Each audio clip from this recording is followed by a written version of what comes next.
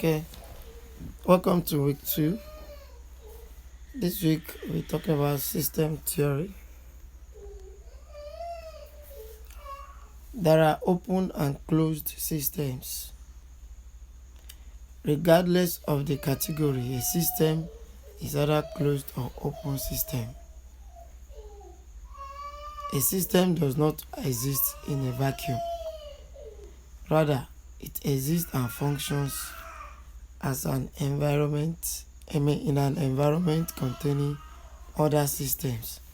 No system functions in isolation. Now, open system. A system that interacts with other systems by exchanging input and output components with its environment. Such are called open systems.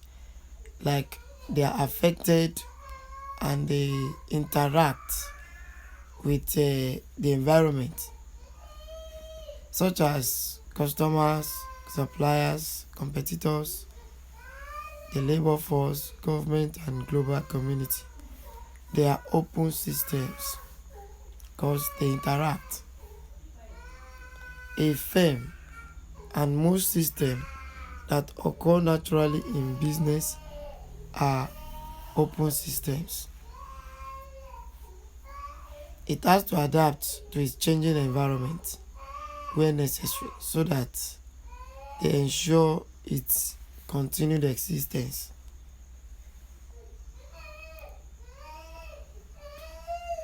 Now let's go to closed systems.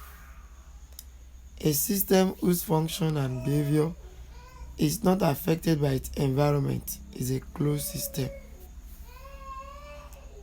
That means it is self-contained. The output, the input elements do not interface with the environmental elements outside it. A good example of that is chemical reaction in a controlled laboratory. This is a controlled laboratory, chemical reactions. They just react with their internal element.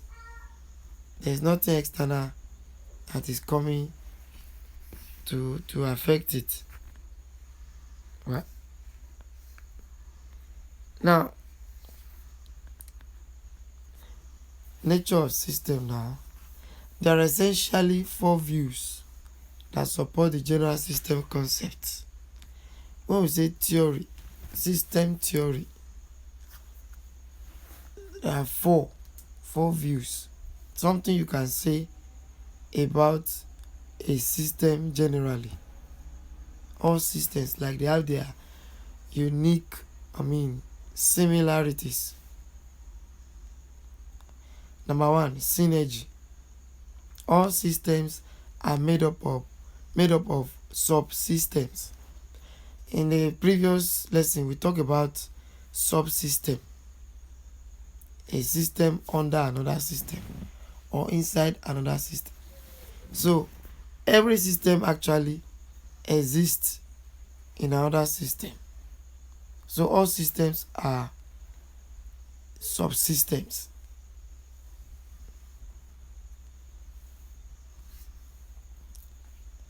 Now, they exist together in a system. If you have a system, there are some systems inside it.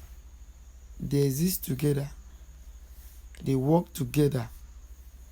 And the whole of those systems working together is greater than the sum of all the systems inside. It's like if they had to work one by one on their own, not working together for a common purpose, and they are able to produce 10.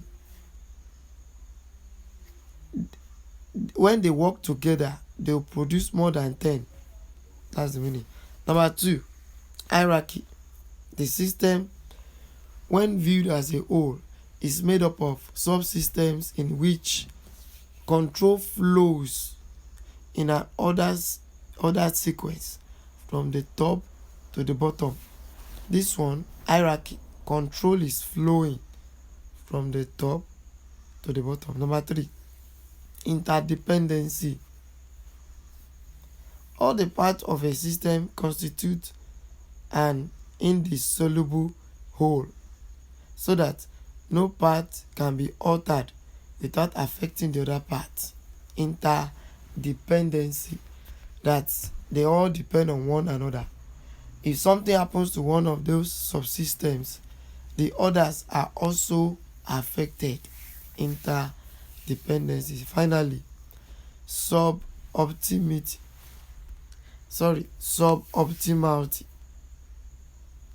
Suboptimality. This is the situation in which the subsystem becomes selfish and self-centered in pursuing their own objectives independently. It happens, okay, we are all in an organization, but we have departments. There will be competition among the departments. The department A wants to do his own in a way that it will come out best.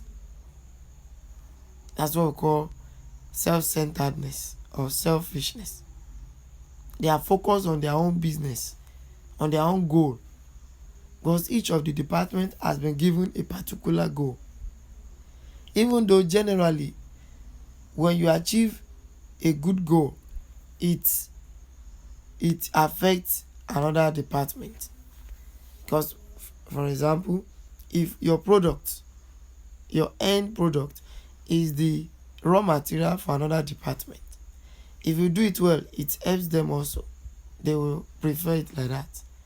But actually, everybody will be working to achieve his own goal. Nobody will come out from a system to come and support your system. That's what we mean by suboptimality. Okay, we move to week 3, concept of management information. We have talked about system enough. Let's talk about management. Remember, we are talking about MIS, Management Information System. We have talked about system. We are now talking about management. So you need to understand what system is, then now understanding what management is. Management is an integral part of any organization. The survival of an organization is dependent largely on the quality of management and administration services available. Can be simply divided as, you can define management simply as the organization and mobilization of all human and material resources in a particular system for the achievement of identified objectives in the system.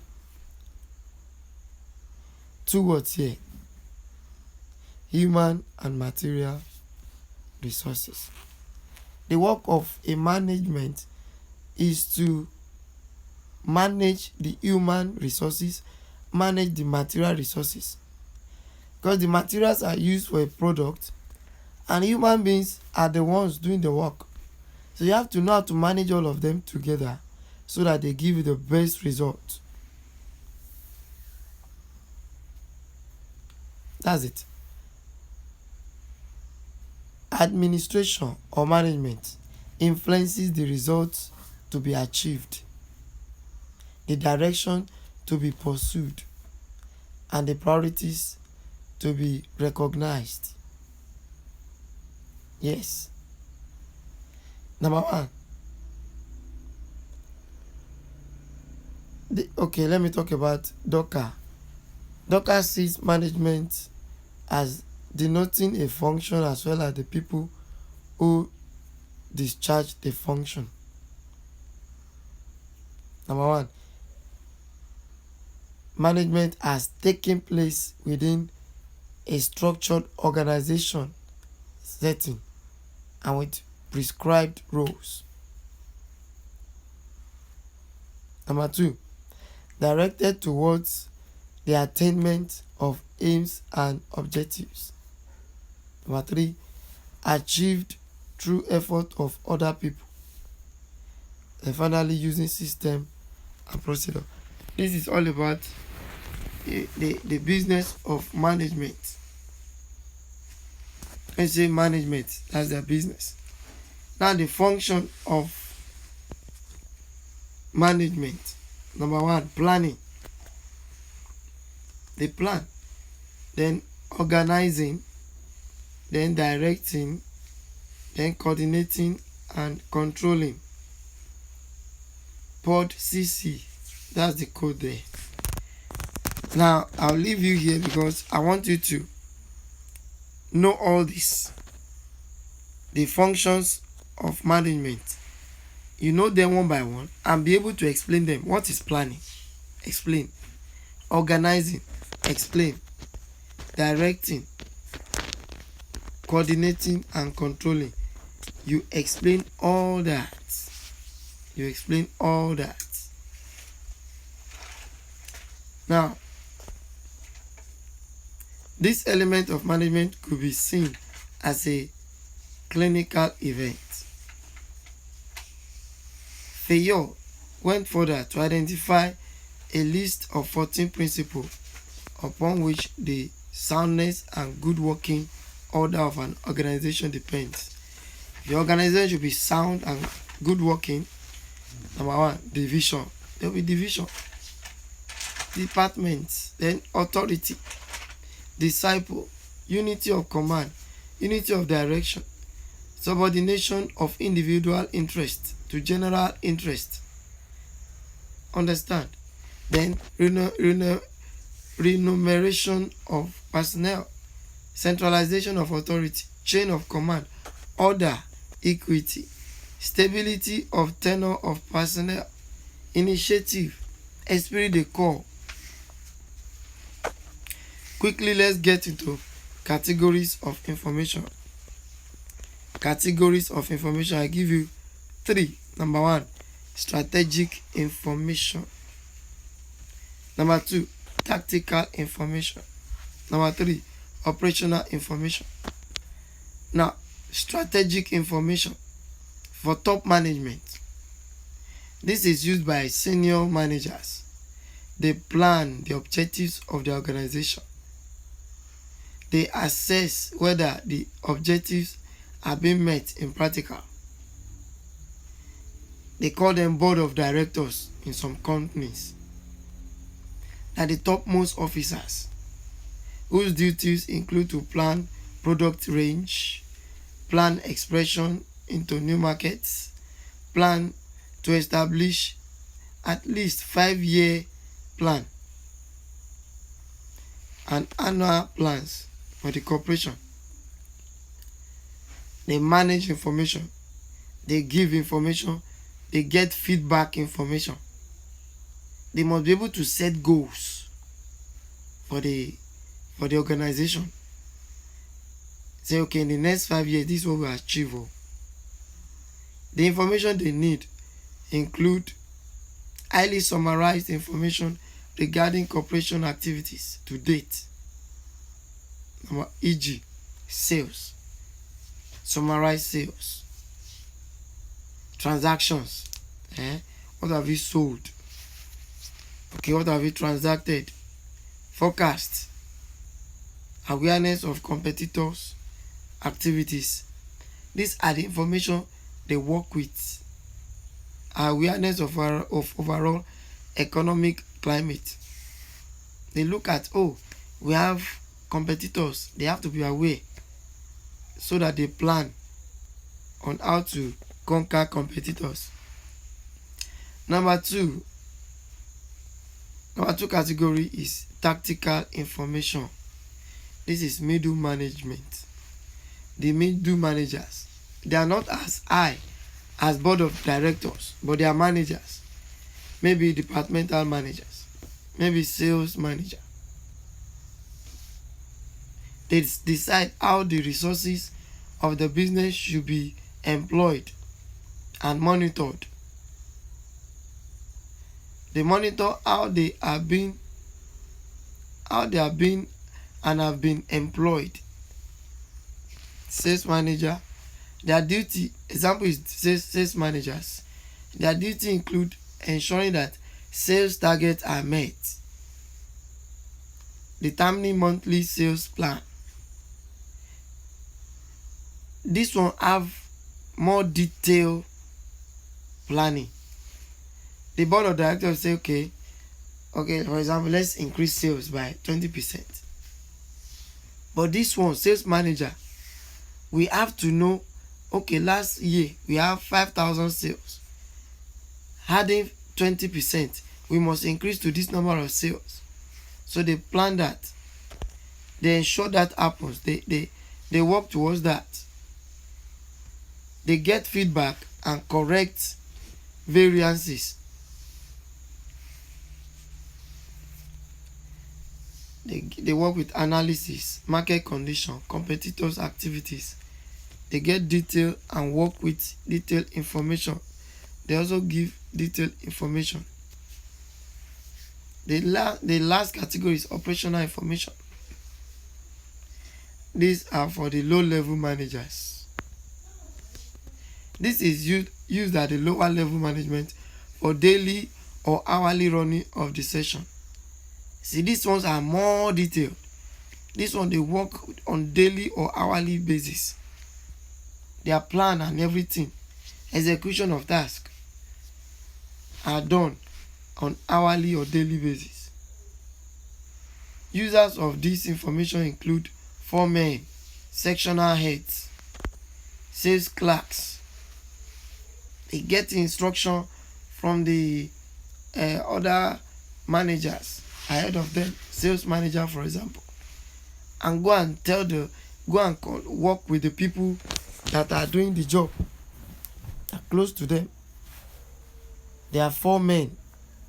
They are part of the people working, but they are like heads.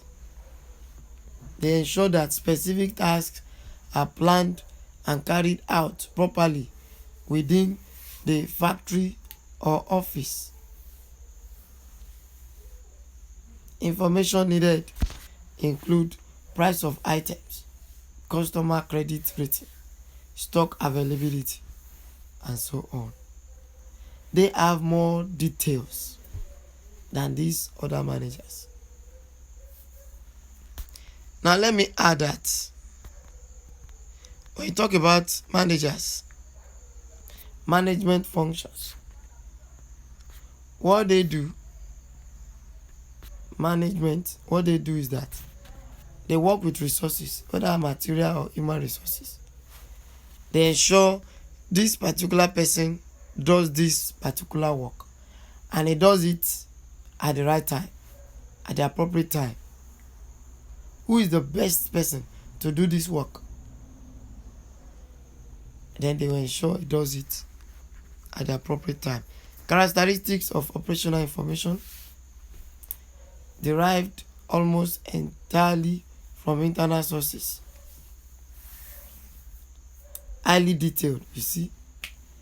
They are the list of those three categories, but they have highest details to work with. They relate to the immediate term. They are task specific, and they prepare constantly. Their work is prepared constantly and frequently, hourly and all that. Their work is largely quantitative. For technical information, number one, it is relevant to short and medium term. All this information they work with describes or analyzes activities or department. It is based on quantitative measures and all that. Just go through all these characteristics and get yourself acquainted with them.